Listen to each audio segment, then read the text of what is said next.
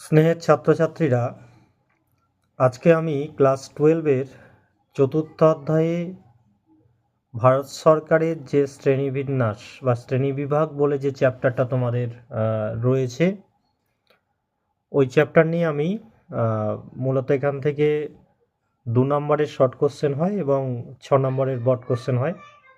তো এই বিষয়টা নিয়ে আমি আজকে আলোচনা করব। তো এই অধ্যায়টা থেকে, অর্থাৎ সরকারের যে 3টি বিভাগ, আইন বিভাগ, শাসন বিভাগ এবং বিচার বিভাগ রয়েছে, তো তার মধ্যে সবচেয়ে ইম্পর্টেন্ট প্রশ্ন এবছরে আসার জন্য সেটা হলো ভারতের রাষ্ট্রপতির ক্ষমতা এবং কার্যাবলী। এই বিষয়টা নিয়ে আমি আজকে আলোচনা করব এবং সেই সঙ্গে রাজ্যপাল যদি পরীক্ষায় আসে, রাষ্ট্রপতিটা মুখস্থ করলে তোমরা রাজ্যপালও লিখতে পারবে। কীভাবে লিখতে পারবে সেই নিয়ে তোমাদেরকে আজকে আমি ধারণা দিয়ে দেবো। কিছু কিছু ব্যতিক্রম রয়েছে, সেগুলো নিয়েও আমরা আলোচনা করব এই অধ্যায়ে। তো তোমরা জানো যে ভারতবর্ষ একটি সংসদীয় গণতান্ত্রিক রাষ্ট্র। আর সংসদীয় গণতন্ত্রের যে বৈশিষ্ট্য, যেখানে 2 ধরনের রাষ্ট্রপ্রধান থাকে, একজনকে বলা হয় প্রকৃত রাষ্ট্রপ্রধান, আর একজন হচ্ছে নামমাত্র বা নিয়মতান্ত্রিক। মানে একজনের নামে দেশ চলে আর একজন দেশ চালায়। আমাদের অঙ্গরাজ্যেও সেই একই, একজনের নামে রাজ্য চলে আর একজন রাজ্য প্রকৃতভাবে চালায়। তো ভারতবর্ষে যিনি প্রকৃত প্রধান তিনি হলেন প্রধানমন্ত্রী, আর যার নামে আমাদের দেশ চলে বা যিনি নিয়মতান্ত্রিক বা নামে মাত্র প্রধান তিনি হলেন রাষ্ট্রপতি। সেই সঙ্গে রাজ্যের ক্ষেত্রেও রাজ্যে যার নামে রাজ্য চলে তিনি হলেন রাজ্যপাল, আর যিনি রাজ্যের প্রকৃত কর্মকর্তা, যিনি সমস্ত কাজকর্ম করে থাকেন তিনি হলেন মুখ্যমন্ত্রী। এবার আসি, যদি পরীক্ষাতে তোমাদের রাষ্ট্রপতি সম্পর্কে আসে, এবং রাষ্ট্রপতি সম্পর্কে অনেক ছোট কোশ্চেনও হয়, বড় কোশ্চেন তো খুব ইম্পর্টেন্ট, সেই সঙ্গে কিছু ছোট কোশ্চেনও হয়, সেগুলো নিয়েও আমরা আলোচনা করব। যেমন প্রথমে আসি, ভারতের রাষ্ট্রপতি হতে গেলে রাষ্ট্রপতিকে কি কি যোগ্যতা থাকতে হবে। দুটো যোগ্যতা তোমরা মনে রাখবে। প্রথমটা হচ্ছে ভারতের নাগরিক তাকে হতেই হবে, সে রাজ্যপাল হোক বা রাষ্ট্রপতি, তাকে অবশ্যই ভারতীয় নাগরিক হতে হবে। রাষ্ট্রপতি হতে গেলে বা রাজ্যপাল হতে গেলে তাকে ন্যূনতম অর্থাৎ কমপক্ষে 35 বছর বয়স্ক হতে হবে, 35 বছর বয়স হতে হবে। তাহলে ভারতীয় নাগরিক আর 35 বছর বয়স্ক, এই দুটো তোমরা মাথায় রাখবে যোগ্যতার ক্ষেত্রে। এবার আসি যে রাষ্ট্রপতি কিভাবে নির্বাচিত হন বা কারা নির্বাচিত করে। ভারতের রাষ্ট্রপতি নির্বাচিত হওয়ার যে পদ্ধতি তাকে বলা হচ্ছে কোটা। এটা তোমরা মাথায় রাখবে, নির্বাচনের যে পদ্ধতি তার নাম হলো কোটা পদ্ধতি। তো নির্বাচিত করে কারা? নির্বাচিত করে একটা নির্বাচনী সংস্থা।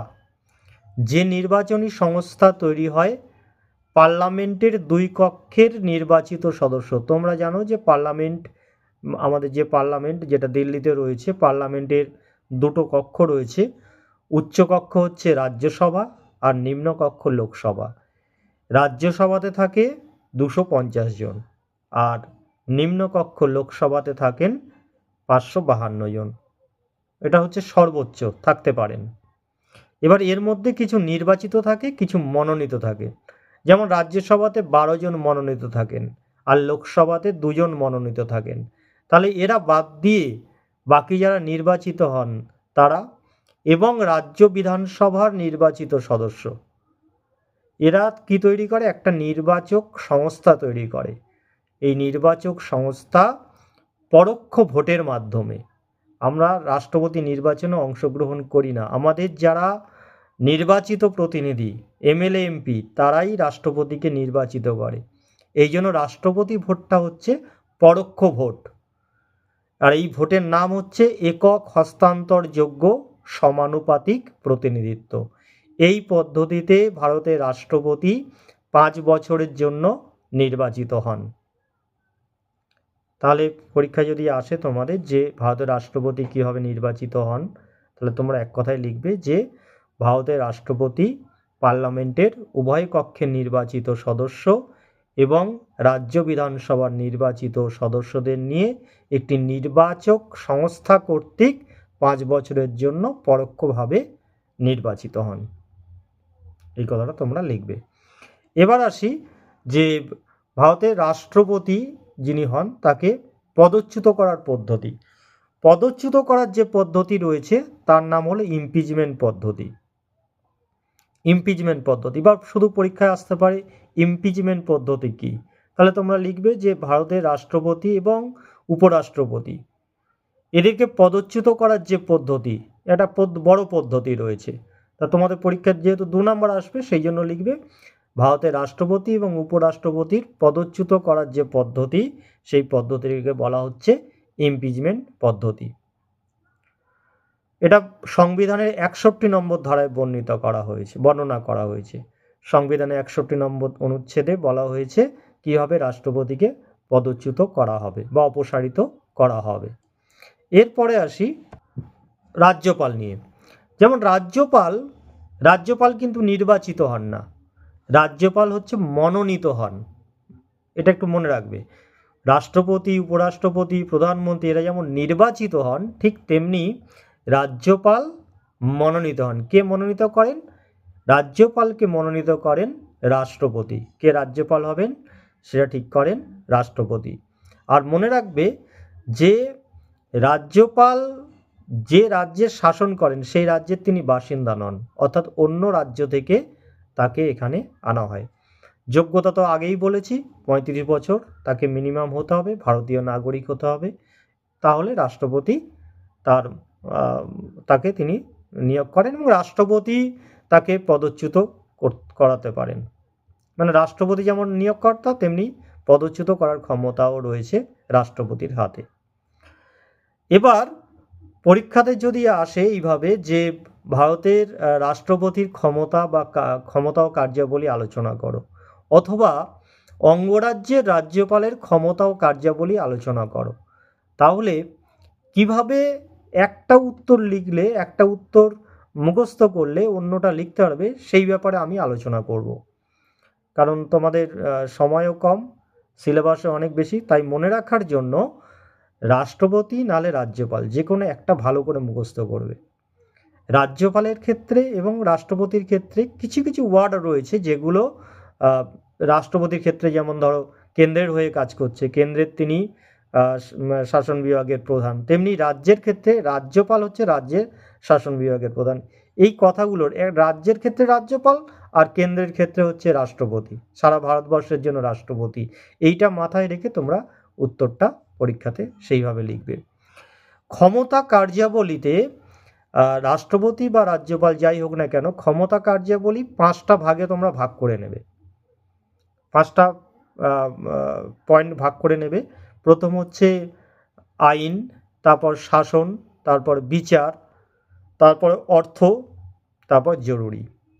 এটা রাষ্ট্রপতি এবং রাজ্যপাল, এই পয়েন্টগুলো রাষ্ট্রপতি এবং রাজ্যপালের ক্ষেত্রে দুটোই প্রায় সেম। আইন সংক্রান্ত ক্ষমতা, শাসন সংক্রান্ত ক্ষমতা, বিচার সংক্রান্ত ক্ষমতা, আর কি অর্থ আর জরুরি। এই 5টা একদম মুখস্থ করে নেবে। আইন, শাসন, বিচার, অর্থ, জরুরি, রাষ্ট্রপতি, রাজ্যপাল দুটোর ক্ষেত্রে লিখতে পারবে। আর রাজ্যপালের ক্ষেত্রে স্পেসিফিক একটা পয়েন্ট রয়েছে, সেটা হচ্ছে স্বেচ্ছাধীন ক্ষমতা। এবার কিভাবে লিখবে বা কেমনভাবে ভিতরে পয়েন্টের ভিতরে উত্তরগুলো লিখবে সে ব্যাপারে একটু আলোচনা করছি। প্রথমে ধরা যাক আইন সংক্রান্ত ক্ষমতা। এবার এই আইন সংক্রান্ত যে ক্ষমতা রাষ্ট্রপতির রয়েছে, এটা রাজ্যপালেরও কিন্তু রয়েছে। যেমন ধরো আইন বলতে আমরা যেমন পার্লামেন্টকে বুঝি, তেমনি রাজ্যের ক্ষেত্রে রাজ্যের যে পার্লামেন্ট, রাজ্যে তো পার্লামেন্ট নেই, রাজ্যে হচ্ছে বিধানসভা এবং বিধান পরিষদ, এই দুই মিলে হচ্ছে আমাদের রাজ্যের আইনসভা। তা সেই রাজ্যের আইনসভা আর আমাদের পার্লামেন্ট কার্যাবলী কিন্তু একই। রাষ্ট্রপতি পার্লামেন্টের জন্য যা কাজ করেন, আমাদের রাজ্যপাল রাজ্যের যে আইনসভা রয়েছে তার জন্য একই কাজ করেন। যেমন ধরো পার্লামেন্টের অধিবেশন আহ্বান করা, স্থগিত রাখা, প্রয়োজনে লোকসভা ভেঙে দেয়া, এই ক্ষমতা যেমন রাষ্ট্রপতির রয়েছে, আমাদের যখন রাজ্যপাল লিখব তখন আমরা লিখব রাজ্যপাল রাজ্যের আইনসভার অধিবেশন আহ্বান করেন, স্থগিত রাখেন, প্রয়োজনে আমাদের আইনসভার নিম্নকক্ষ, রাজ্য আইনসভার নিম্নকক্ষ মানে বিধানসভা, তিনি ভেঙে ফেলতে পারেন। রাষ্ট্রপতি যেমন লোকসভা ভেঙে ফেলতে পারেন, আমাদের রাজ্যপাল রাজ্যের বিধানসভা অর্থাৎ নিম্নকক্ষ ভেঙে ফেলতে পারেন। এটা প্রথম কাজ। 2 নম্বর হচ্ছে দেখবে যে রাষ্ট্রপতি পার্লামেন্টের দুটো কক্ষে, তোমাদের পার্লামেন্ট যখন যে এপিসোডটা আছে ওখানে দেখে নেবে, পার্লামেন্ট যখন গঠিত হয় পার্লামেন্টের উচ্চকক্ষে রাষ্ট্রপতি 12 জনকে মনোনীত করেন। সঙ্গীত, চারুকলা, শিল্প, বিভিন্ন বিষয়ে অভিজ্ঞ ব্যক্তিদের মধ্য থেকে 12 জনকে যেমন নিয়োগ করেন, তেমনি লোকসভাতে 2 জন অ্যাংলো ইন্ডিয়ান বা ইঙ্গো ভারতীয়কে নিয়োগ করেন। রাজ্যপালও সেম, রাজ্যপাল রাজ্যের যে আইনসভা রয়েছে, রাজ্য আইনসভারও দুটো কক্ষ, উচ্চকক্ষ বিধান পরিষদ, নিম্নকক্ষ হচ্ছে বিধানসভা। বিধানসভাতে 1 জন অ্যাংলো ইন্ডিয়ান এবং উচ্চকক্ষে কয়েকজন বিশেষজ্ঞ ব্যক্তিকে নিয়োগ করেন। তাহলে রাষ্ট্রপতি যখন আসছে রাষ্ট্রপতির মতো লিখবে, রাজ্যপাল যখন আসবে রাজ্যপালের মতো লিখবে। 3 নাম্বার রয়েছে যে যখন পার্লামেন্টের অধিবেশন বন্ধ থাকছে সেই সময়ে রাষ্ট্রপতি আর আমাদের রাজ্যের যখন আইনসভা বন্ধ থাকছে তখন রাজ্যপাল, এরা অর্ডিন্যান্স বা অধ্যাদেশ জারি করতে পারে, মানে আইন জারি করতে পারে, এবং এই আইন পার্লামেন্ট প্রণীত আইনের মতোই কিন্তু কার্যকরী হয়। এটাও কিন্তু রাষ্ট্রপতি বা রাজ্যপালের একটা গুরুত্বপূর্ণ আইন সংক্রান্ত ক্ষমতা। চতুর্থত, রাজ্য আইনসভার ক্ষেত্রে হোক বা পার্লামেন্টের ক্ষেত্রে হোক, দুটো কক্ষ কর্তৃক যখন কোনো বিল পাস হয়, যখন পার্লামেন্টে বিল আসে, আইন নয় কিন্তু বিল পাস করাতে পারে একমাত্র পার্লামেন্টের 2 কক্ষ, সেই বিলকে আইনে পরিণত করার দায়িত্ব হচ্ছে রাষ্ট্রপতির। রাষ্ট্রপতি যদি স্বাক্ষর করে তবেই কিন্তু বিলটা আইনে পরিণত হয়। আমাদের রাজ্যের ক্ষেত্রেও সেম, রাজ্যের আইনসভা কর্তৃক যখন বিল পাস হয় সেই বিলে যখন রাজ্যপাল স্বাক্ষর প্রদান করে তখনই কিন্তু বিলটা আইনে পরিণত হয়। অর্থাৎ বিল পাসের ক্ষেত্রে, অর্থাৎ বিল আইনে পরিণত করার ক্ষেত্রে রাষ্ট্রপতি এবং রাজ্যপালের দুজনেরই ক্ষমতা রয়েছে। এটা একটা গুরুত্বপূর্ণ ক্ষমতা।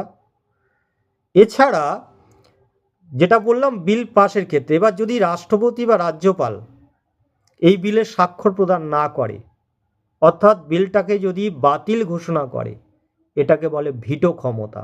এটা তোমাদের 2 নম্বরে কিন্তু পরীক্ষায় আসতে পারে, ভিটো ক্ষমতা কাকে বলে। তাহলে ভিটো ক্ষমতা মানে হচ্ছে যখন পার্লামেন্ট কর্তৃক, মানে পার্লামেন্টের 2 কক্ষ কর্তৃক কোনো বিল পাস হয়ে আসার পর রাষ্ট্রপতির কাছে যায়, রাষ্ট্রপতি সেই বিলকে নাকচ বা বাতিল বলে ঘোষণা করতে পারে। এই বাতিল বলে ঘোষণা করাকে বলা হচ্ছে ভিটো ক্ষমতা। 3 ধরনের ভিটো রয়েছে, একটাকে বলে পকেট ভিটো, একটাকে বলে স্থগিত ভিটো, আর হচ্ছে তাৎক্ষণিক ভিটো, মানে হ্যাঁ না সঙ্গে সঙ্গেই তৎক্ষণাৎ সিদ্ধান্ত নিয়ে নিল, তাৎক্ষণিক ভিটো। 2 নম্বর হচ্ছে হ্যাঁ না কিছুই বলল না, বিলটা পকেটে ফেলে রাখার মতো, এর নাম হচ্ছে পকেট ভিটো। আর একটা হচ্ছে স্থগিত ভিটো, এটা ডিলে করার জন্য সাধারণত করা হয়। বিলটা যে কক্ষ থেকে এসেছিল সেই কক্ষে বলতে পারে আবার নতুন করে পাস করিয়ে নিয়ে এসো, তাহলে এটা ডিলে করার জন্য করা হয় বলে এর নাম হচ্ছে স্থগিত ভিটো। এইভাবে ভিটো ক্ষমতা প্রয়োগ করার অধিকার রয়েছে রাষ্ট্রপতির। এইভাবে ভারতের রাষ্ট্রপতি 3 ধরনের জরুরি ক্ষমতা প্রয়োগ করতে পারেন। একটা হচ্ছে পকেট ভিটো, 2 নম্বর স্থগিত ভিটো, আর একটা হচ্ছে তাৎক্ষণিক বা চরম ভিটো। এরপরে আসি 5 নম্বর যে পার্লামেন্ট বা আইনসভা সংক্রান্ত যে ক্ষমতা রাষ্ট্রপতি এবং রাজ্যপালের রয়েছে তা হলো যৌথ অধিবেশন আহ্বান করা। যখন দেখা যায় যে দুটো কক্ষ, পার্লামেন্টের যে দুটো কক্ষ রয়েছে সেই দুটো কক্ষের মধ্যে কোনো বিষয় নিয়ে দীর্ঘদিন ধরে মতপার্থক্য চলছে, কোনোভাবে মীমাংসা হচ্ছে না, তখন রাষ্ট্রপতি লোকসভা এবং রাজ্যসভার যৌথ অধিবেশন আহ্বান করতে পারেন। আর মনে রাখবেন সেই অধিবেশনে সভাপতিত্ব করেন স্পিকার। আমাদের রাজ্যের ক্ষেত্রে সেম ঘটনা।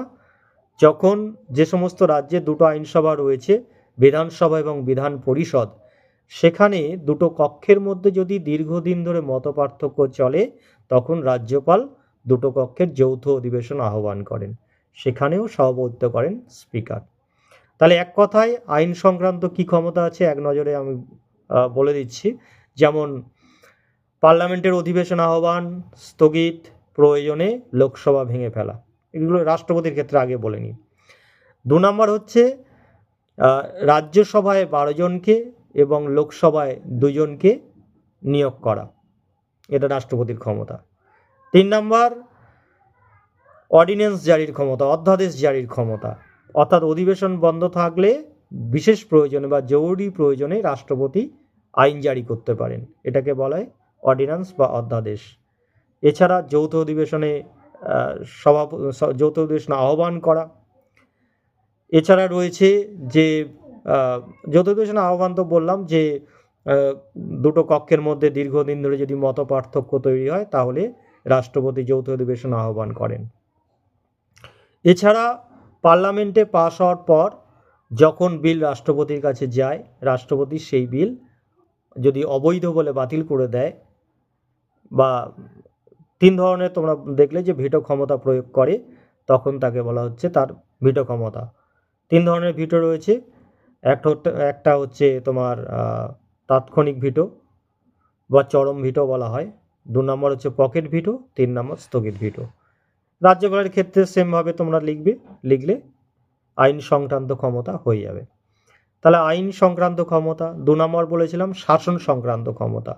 শাসন সংক্রান্ত কি না, ভারতবর্ষের সমস্ত ক্ষমতা অর্থাৎ সারা ভারতবর্ষের সমস্ত এক্সিকিউটিভ ক্ষমতা রাষ্ট্রপতির নামে আছে। 53 1 নম্বর ধারাতে বলা হয়েছে মানে সমস্ত ভারতবর্ষের এক্সিকিউটিভ ক্ষমতা রাষ্ট্রপতির হাতে ন্যস্ত। তিনি নিজে প্রয়োগ করতে পারেন বা কারোর মাধ্যমে এই ক্ষমতা প্রয়োগ করাতে পারেন। তিনি এই ক্ষমতার অধীনে যে সমস্ত বিষয়গুলো রেখেছেন, যেমন ধরো লোকসভায় যে দল সংখ্যাগরিষ্ঠতা লাভ করে সেই দলের নেতা বা নেত্রীকে তিনি প্রধানমন্ত্রী হিসাবে নিয়োগ করেন। এছাড়া ভারতবর্ষের গুরুত্বপূর্ণ পদাধিকারী ব্যক্তি যেমন সুপ্রিম কোর্টের প্রধান বিচারপতি, হাইকোর্টের প্রধান বিচারপতি, ক্যাগ যে রয়েছে controller and auditor general CAG, ভারতের নির্বাচন কমিশন যে ভারতের প্রধান যে নির্বাচন কমিশনার হন তাকেও কিন্তু রাষ্ট্রপতি নিয়োগ করেন। এছাড়া আরও অনেক গুরুত্বপূর্ণ পদাধিকারী ব্যক্তিদের রাজ্যের রাজ্যপালকে রাষ্ট্রপতি কিন্তু নিয়োগ করেন। তাহলে এটা তার নিয়োগ সংক্রান্ত ক্ষমতা, এবং এই নিয়োগ সংক্রান্ত ক্ষমতাটাই হচ্ছে তার শাসন সংক্রান্ত ক্ষমতার মধ্যেই পড়ে। রাজ্যপালের ক্ষেত্রে তোমরা একইভাবে লিখবে যে রাজ্যপাল রাজ্যের গুরুত্বপূর্ণ পদাধিকারী ব্যক্তিদের, মুখ্যমন্ত্রীকে তো তিনি নিয়োগ করেন। এছাড়া রাজ্যের যে হাইকোর্ট রয়েছে, হাইকোর্টের অধীনে যে জেলা জজ কোর্ট রয়েছে, অন্যান্য যে সমস্ত অধস্তন আদালতগুলো রয়েছে তাদের বিচারপতিদের নিয়োগ করা, পদোন্নতি করা, পদচ্যুত করা, এসব ব্যাপারে রাজ্যপাল সিদ্ধান্ত নেন। তাহলে রাজ্যপালের এটা নিয়োগ সংক্রান্ত ক্ষমতা। রাজ্যপাল হলেন রাজ্যের যে সমস্ত বিশ্ববিদ্যালয় রয়েছে তার কিন্তু আচার্য তিনি। তাহলে সেদিক থেকে রাজ্যপালের এটা গুরুত্বপূর্ণ একটা ক্ষমতা। আমাদের রাষ্ট্রপতির ক্ষেত্রে আবার যেটা লিখব যে রাষ্ট্রপতি হচ্ছেন নৌস্থল বিমান। তোমরা জানো যে ভারতবর্ষে 3টে বাহিনী রয়েছে, নৌবাহিনী, স্থল বাহিনী এবং বিমান বাহিনী। এই 3 বাহিনীর তিনি হচ্ছেন সর্বাধিনায়ক। 3 বাহিনীর প্রধানদের তিনি আবার নিয়োগ করেন। প্রত্যেকটা বাহিনীর প্রধান আছে, তাহলে নৌবাহিনী, স্থল বাহিনী, বিমান বাহিনী, এই 3 বাহিনীর প্রধানদের তিনি নিয়োগ করছেন। এটা তার গুরুত্বপূর্ণ একটা শাসন সংক্রান্ত ক্ষমতা। রাজ্যপালের ক্ষেত্রে সেম জিনিস লিখবে যে রাজ্যের অধীনে যে সমস্ত সামরিক বিভাগ রয়েছে সেই সামরিক বিভাগের তিনি মানে প্রধানদের তিনি নিয়োগ করেন এবং এই সামরিক বিভাগকে দেখাশোনা করার দায়িত্ব কিন্তু রাজ্যপালের রয়েছে। এক্ষেত্রে অবশ্যই তিনি কেন্দ্রের সাথে, কেন্দ্রের যিনি স্বরাষ্ট্র মন্ত্রক বা কেন্দ্রের সামরিক বিভাগের প্রধানদের সাথে তিনি সম্পর্ক রাখেন এবং আলোচনা করেই সিদ্ধান্ত গ্রহণ করেন। এছাড়া রাষ্ট্র যার নামে ভারতবর্ষ চলে, অর্থাৎ যার নামে আমাদের এই দেশ চলে, তিনি যে কোনো আন্তর্জাতিক সন্ধি চুক্তি তিনি স্বাক্ষর করেন এবং এই আন্তর্জাতিক সন্ধি চুক্তি তার নামেই কিন্তু সম্পাদিত হয়। যাবতীয় কাজ প্রধানমন্ত্রী করলেও সমস্ত কাজকর্ম তার নামেই কিন্তু সম্পাদিত হয়। তিনি নামে মাত্র প্রধান হলেও তিনি তার নামে যেহেতু সমস্ত কাজকর্ম সম্পাদিত হয়, ফলে তিনি এই দায়িত্ব এড়িয়ে যেতে পারেন না। আমাদের রাজ্যের ক্ষেত্রেও বিষয়টি একই। রাজ্যের যাবতীয় কাজকর্ম মুখ্যমন্ত্রী সম্পাদন করে, কিন্তু রাজ্যপালের নামেই কিন্তু সম্পাদিত হয়। অর্থাৎ রাজ্যপাল হচ্ছেন রাজ্যের নামেমাত্র প্রধান, কিন্তু তার নামেই রাজ্যের যাবতীয় কাজকর্ম সম্পাদিত হয়। এটা গেল শাসন সংক্রান্ত ক্ষমতা রাজ্যপাল এবং রাষ্ট্রপতির। এরপরে আসি আইন শাসন হলো এবং হচ্ছে 3 নম্বর হচ্ছে বিচার। বিচার সংক্রান্ত কি ক্ষমতা রয়েছে রাষ্ট্রপতি এবং রাজ্যপালের? প্রথমত, রাষ্ট্রপতি সুপ্রিম কোর্ট এবং হাইকোর্টের যিনি প্রধান বিচারপতি তাদেরকে নিয়োগ করেন। হাইকোর্টের কোনো বিচারপতিকে সুপ্রিম কোর্টে উন্নীত করার এই দায়িত্ব কিন্তু রাষ্ট্রপতির হাতে রয়েছে।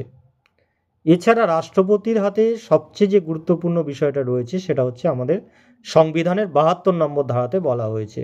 কি বলা হয়েছে? যে মৃত্যুদণ্ডপ্রাপ্ত ব্যক্তি, সুপ্রিম কোর্টে অর্ডার হয়েছে কোনো ব্যক্তির মৃত্যুদণ্ড হবে, অর্থাৎ ফাঁসি, আমাদের এখানে সর্বোচ্চ শাস্তি ফাঁসির কথা বলা হয়েছে। সেই মৃত্যুদণ্ড স্থগিত করা, মৃত্যুদণ্ডের পরিবর্তে অন্য শাস্তি দেয়া, এই দায়িত্ব দেয়া হয়েছে আমাদের রাষ্ট্রপতির হাতে। অর্থাৎ মৃত্যুদণ্ড প্রাপ্ত ব্যক্তির মৃত্যুদণ্ড স্থগিত করা, প্রয়োজনে অন্য শাস্তি দেয়া, অর্থাৎ তাকে ক্ষমা প্রদর্শন করা, এই ক্ষমতা দেওয়া হয়েছে রাষ্ট্রপতির হাতে।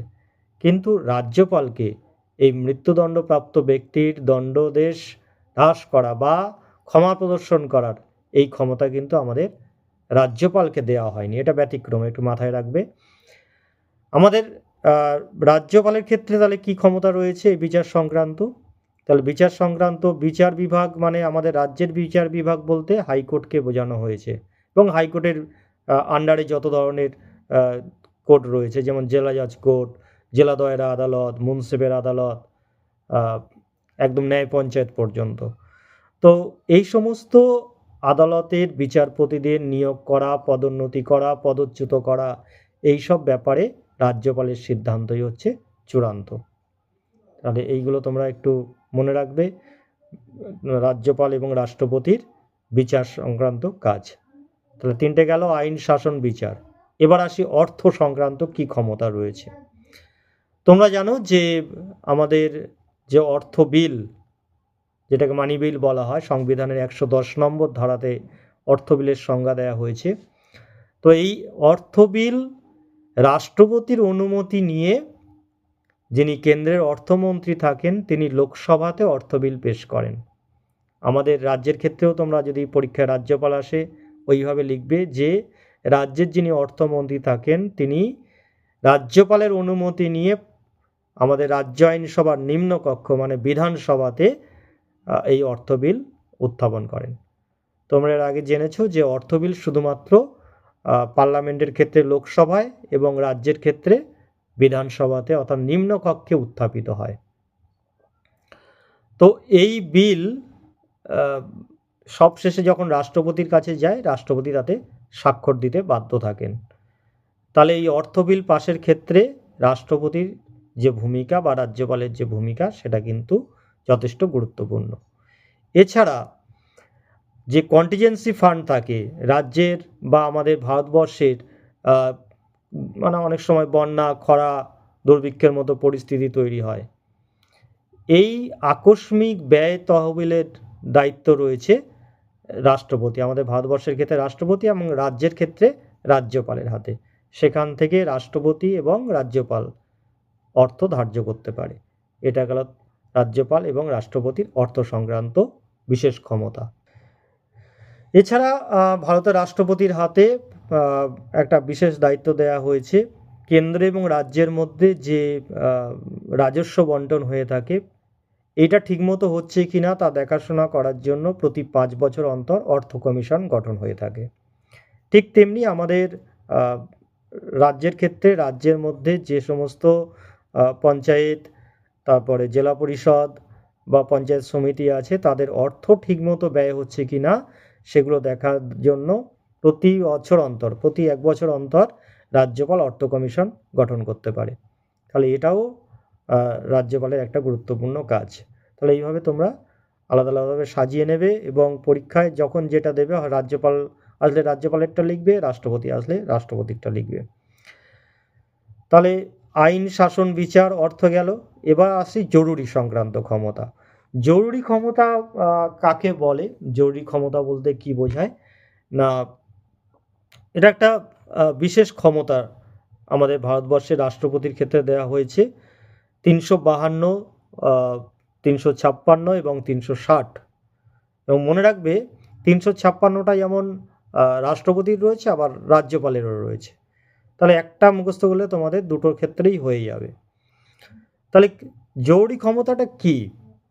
জরুরি ক্ষমতা 352 নম্বর ধারাতে বলা হয়েছে যে ভারতবর্ষ বা ভারতবর্ষের কোনো অংশে যদি বিদেশি আক্রমণ ঘটে বা সশস্ত্র আন্দোলন ঘটে তখন সারা ভারতবর্ষের দায়িত্ব গ্রহণ করেন রাষ্ট্রপতি। তখন প্রধানমন্ত্রী সহ যে মন্ত্রিসভা থাকে, যারা দেশের প্রকৃত শাসক, তাদের কোনো ক্ষমতা থাকে না।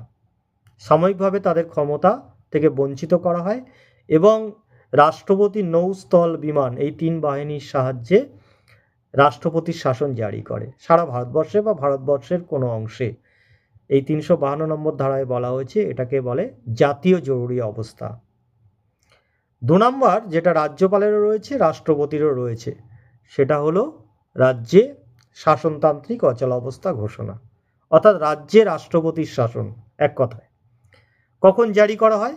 আমাদের সংবিধানের 356 নম্বর ধারাতে বলা হয়েছে যদি দেখা যায় কোনো রাজ্যের শাসন ব্যবস্থা ঠিকমতো পরিচালনা করা যাচ্ছে না বা পরিচালনা করা সম্ভব হচ্ছে না, এই রিপোর্ট যদি রাষ্ট্রপতির কাছে রাজ্যপাল পৌঁছে দেয়, রিপোর্ট দেবে কে? রাজ্যপাল। কার কাছে পৌঁছে দেবে? রাষ্ট্রপতির কাছে, যে এই রাজ্যের শাসন ব্যবস্থা সংবিধান যেমন মানে যেভাবে বলা হয়েছে যেভাবে চলবে সেভাবে পরিচালনা করা যাচ্ছে না বা পরিচালনা করা কোনো কারণে সম্ভব হচ্ছে না। যখন রাষ্ট্রপতি এটাতে সন্তুষ্ট হবে, রাষ্ট্রপতি যদি ঠিক মনে করে, তখন 356 ধারা রাজ্যে প্রয়োগ করতে পারে। তখন কি হবে? সেই রাজ্যটা রাজ্যপাল চালাবেন বা পার্শ্ববর্তী কোনো রাজ্যের রাজ্যপালকে এই ক্ষমতা দেয়া হতে পারে বা রাষ্ট্রপতি নিজেও নিতে পারেন। তখন মুখ্যমন্ত্রী সহ যে মন্ত্রিসভা থাকে তাদের ক্ষমতা সাময়িকভাবে স্থগিত করে রাখা হয়। এটা গেল রাজ্যের শাসনতান্ত্রিক অচলাবস্থা বা রাজ্যে রাষ্ট্রপতির শাসন। 3 নম্বর হচ্ছে আর্থিক জরুরি অবস্থা। যদি দেশে মুদ্রাস্ফীতি ঘটে তখন এই অবস্থাটা জারি করা হয়।